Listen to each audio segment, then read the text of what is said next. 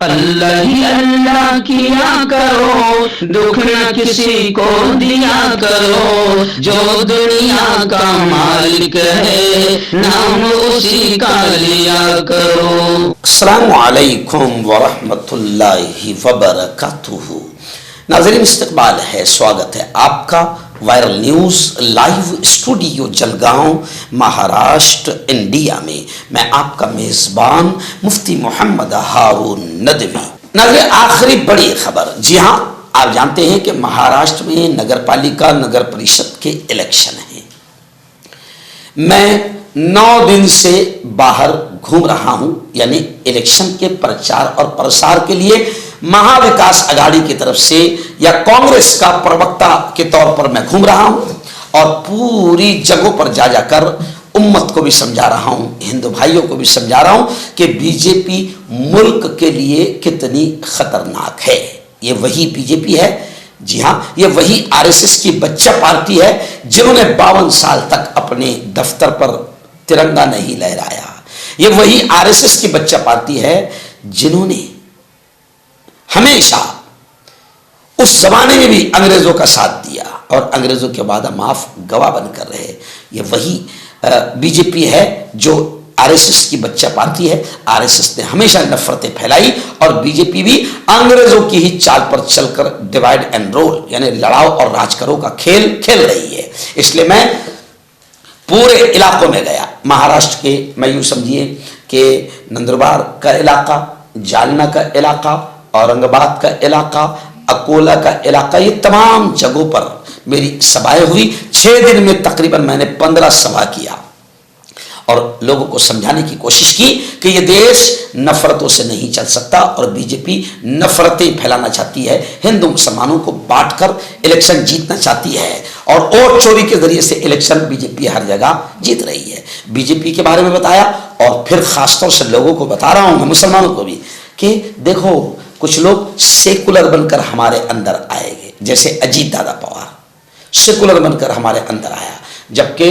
दुनिया जानती है कि अजीत दादा पवार बीजेपी की गोद में बैठे हुए हैं, शिंदे बीजेपी की गोद में बैठे हुए हैं। मैंने मुसलमानों को भी समझाया कि अपने असल दुश्मन को तो तुम जानते हो, लेकिन दुश्मन के जो दोस्त है, दुश्मन पार्टी की जो गोद में बैठे हुए हैं, वो उनसे भी ज्यादा खतरनाक है, क्योंकि वो तुमको कंफ्यूज कर रहे हैं और तुमको कह रहे कि हम तो सेकुलर है और हम बीजेपी से अलग इलेक्शन लड़ रहे हैं। नहीं, ये सब उनकी गोद में बैठे हुए हैं। तो खैर, गुज़िश्ता कल भी मेरी सभा अकोला जिले के अकोट में थी, फिर उसके बाद में रात में शेगांव में थी, उससे एक दिन पहले भोकरदन में थी, जी हाँ, और फिर जालना के आसपास के शहरों में थी, जिंतूर में थी। तो मैंने कोशिश की है और ये कोशिश मैं इसलिए कर रहा हूं कि कल अल्लाह के दरबार में मुझे भी जवाब देना पड़ेगा कि अल्लाह ने तुझे सलाहियत दी थी, तेरे रब ने तुझे सलाहियत दी थी बोलने की और डेयरिंग और जुर्रत भी दी थी, तो तूने डेयरिंग के साथ अपनी कौम को समझाया या नहीं समझाया। तो बस हम लोग चाहते हैं कि मुल्क में अमन, एकता, शांति, सद्भावना का माहौल बना रहे। बीजेपी नफरतें फैलाना चाहती है और हम मोहब्बत, अमन, शांति, एकता और सद्भावना का माहौल बनाना चाहते हैं। इसलिए कई स्टेज पर मैंने हिंदू भाइयों का हाथ पकड़कर बाकायदा कहा कि यह है असल हिंदुस्तान, कि एक मुल्ला एक हिंदू भाई के और हिंदू बहन के प्रचार के लिए आया है। तो मेरा ये स्टाइल पूरे महाराष्ट्र में मशहूर हो गया। पूरे महाराष्ट्र से मुझे बुलावे आ रहे हैं, लेकिन जाहिर बात है कि 7 दिन में मैं कहां कहां जाऊंगा, तो जितनी जगह जा सकता था रोज आना गया। अभी आवाज बैठ गई है और आज आखिरी दिन का मेरा प्रचार फैसपुर में है 5 बजे और रात में 8 बजे मेरे अपने शहर रावेर में है। तो दुआएं कीजिए कि अल्लाह मेरी हिफाजत भी करे, क्योंकि मैं खुलकर जालिमों के नाम ले लेकर बिंदास बोल रहा हूं।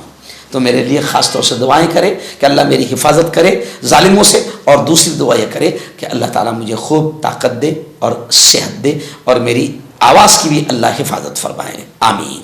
हम तो ये कहते हैं कि मुल्क का विकास उस वक्त होगा जब नफरतें खत्म होगी। अरे हम तो ये कहते हैं, हिंदू मुस्लिम हम हाथ उठाकर ये कहते हैं कि दुनिया में अमन प्यार के किस्से लिखेगा कौन? दुनिया में अमन प्यार के किस्से लिखेगा कौन? और आपस में कट मरेंगे तो आखिर बचेगा कौन?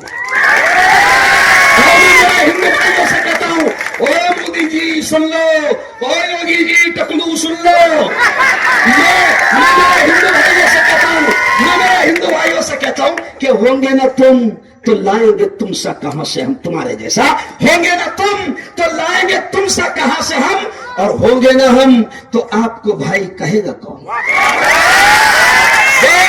वो 40 गांव के मुसलमानों, हम ये चाहते हैं, हम ये चाहते हैं विकास होगा, लेकिन पहले नफरतें खत्म होगी। विकास होगा, पहले दुश्मनियां खत्म होगी।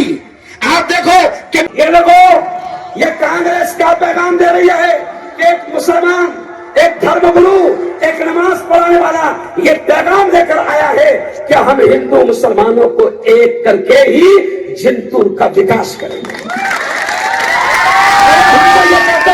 मैं तो ये कहता हूं अमर भाई कि दुनिया में अमन प्यार के किस्से लिखेगा कौन?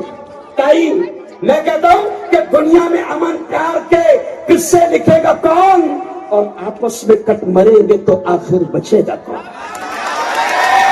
हम कहते हैं कि दुनिया में अमन प्यार के किस्से लिखेगा कौन? आपस में कट मरेंगे तो आखिर बचेगा कौन? अरे मैं मेरे हिंदू भाइयों से कहता हूं कि होंगे ना तुम तो लाएंगे तुम सा कहां से हम तुम्हारे जैसा, होंगे ना तुम तो लाएंगे तुम सा कहां से हम, और होंगे ना हम तो आपको भाई कहेगा कौन? यह है कांग्रेस। कांग्रेस के पास में कोई गुंडा गब्बर नहीं है।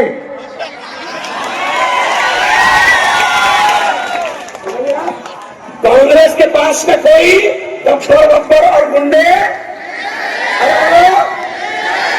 नहीं है। हम एकता वाले हैं, हम अमन वाले हैं, हम शांति वाले हैं, हम प्यार वाले हैं, हम हिंदू मुसलमानों को गले से लगाने वाले हैं। और याद रखो, इनकी राजनीति कौन सी है?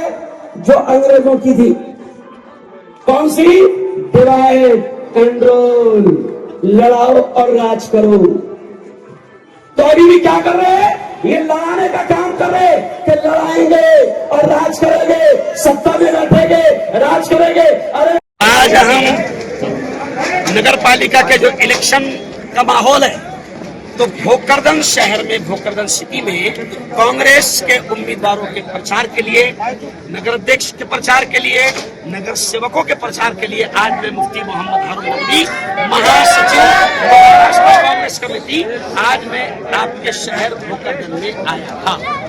हम भोकरदन में और भोकरदन वासियों से, तमाम हिंदू भाइयों से ये अपील करते हैं, तमाम मुसलमान, SC, ST, OBC, दलित भाई और अल्पसंख्यक माइनॉरिटी, सबसे ये अपील करते हैं कि कांग्रेस का पंजा, हमारा एक जुमला है कि हाथ ही हालात को बदलेगा। आप जानते हैं कि आज जो कुछ भी है मुल्क में, वो सारे के सारा वो 60-65 साल की देन है जो कांग्रेस ने दिया था। और इन 10 सालों में बीजेपी की मक्कार सरकार और चोर सरकार ने जितनी हमारी सरकारी कंपनियां थी, सरकारी सुविधाएं थी, सरकारी डिपार्टमेंट थे, उनको भी बेच दिया। रेलवे बेच दिया, प्लेटफॉर्म बेच दिया, प्लेन बेच दिया, हवाई अड्डे बेच दिया, न जाने क्या क्या बेच दिया। इसलिए हम आज तमाम लोगों से, तमाम भारतवासियों से, मुसलमानों से नहीं, सिर्फ मुसलमानों से नहीं, तमाम भारतवासियों से अपील करते हैं और खासतौर से महाराष्ट्र की जनता से अपील करते हैं कि जहां जहां नगर पालिका के इलेक्शन हैं, आप अगर देश को बचाना चाहते हो, बेरोजगारी को हटाना चाहते हो, मुल्क में अमन, शांति, एकता और सद्भावना चाहते हो, तो हमारी अपील है कि आप कांग्रेस को मजबूत करो।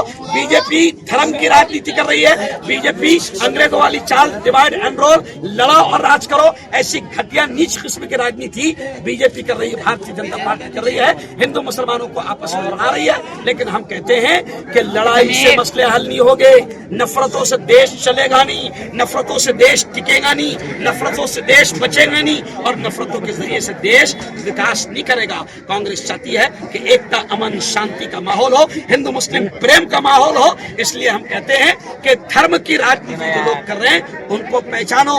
ये वही राजनीति है जो अंग्रेजों ने उनके जमाने में किया था, डिवाइड एंड रूल। तो आप आप तमाम के जरिए से, आप तमाम मीडिया, आपको बता दूं भाऊ कि मैं खुद मीडिया वाला हूं। आप में से बहुत सारे लोगों को मालूम होगा, मैं भारत की सबसे बड़ी संगठन वॉइस ऑफ मीडिया का उर्दू डिपार्टमेंट का मैं खुद राष्ट्रीय अध्यक्ष हूं। मैं मेरे मीडिया कर्मी भाइयों से कहता हूं कि हमारी इन बातों को आपके चैनल्स के जरिए से आप जनता तक जरूर